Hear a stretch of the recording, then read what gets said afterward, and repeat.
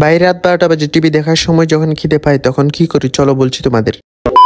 আমরা একসাথে সবাই মিলে টিভি দেখতেছিলাম, তখন হঠাৎ আমার খিদে পায়, আর তখন বাজে 12টা 32, আর আমি সোজা চলে গেলাম ফ্রিজের কাছে। ফ্রিজে খুঁজে তেমন কিছু পাই না খাওয়ার জন্য, তাই আমি আবার চলে গেলাম ফ্রিজের দরজা অফ করে চলে আসলাম ছোট ফ্রিজের কাছে। আর ফ্রিজের দরজা খুলতেই দেখি অনেকগুলো ডিম। দেন আমি 5টি ডিম নিলাম আর চলে গেলাম কিচেনের দিকে। কিচেনে ঢুকেই আগে লাইটটা অন করে নিলাম, তারপর একটি পাতিলের মধ্যে পানি নিয়ে চুলার উপরে বসিয়ে দিলাম আর ডিমগুলো একটা একটা করে পাতিলের মধ্যে দিয়ে দিলাম। তারপর আমি চলে এলাম শসার জন্য ফ্রিজের সামনে। ফ্রিজ খুলতেই দেখি কত বড় একটি শসা, পুরাই হাতের মতো।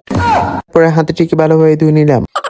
এখন আমি শসাটাকে একবারে কুচি কুচি করে কেটে দিব, কারণ আমরা বানাচ্ছি ডিম চাটনি। আর এগুলো কাটতে কাটতে আমাদের ডিমটা এখানে হয়ে আসতেছিল। দেন আমাদের সালাদ বানানো কমপ্লিট, এখন আমরা এগুলোকে চাটনি বানাবো। তারপরে সালাদ গুলো আমি একটা প্লেটের মধ্যে নিয়ে নিলাম। বাকি যা যা লাগবে সবকিছু এনেছিলাম, বাট তেঁতুলের আচারটা আনি নেই। তারপরে এক দুধ দিয়ে মামানি বাসা থেকে তেঁতুলের আচারটাও নিয়ে চলে আসলাম।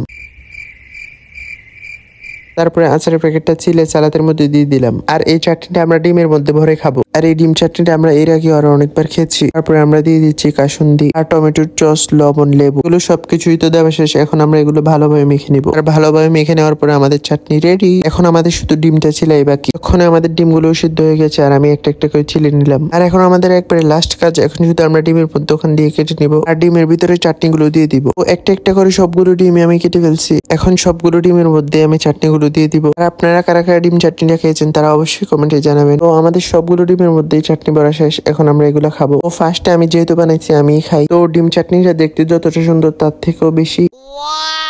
তো বেশি কথা না বলে এখন আমি খাই। আর আপনারা ভিডিও যদি লাইক করেন, চ্যানেলটি সাবস্ক্রাইব করে দেন। টাটা।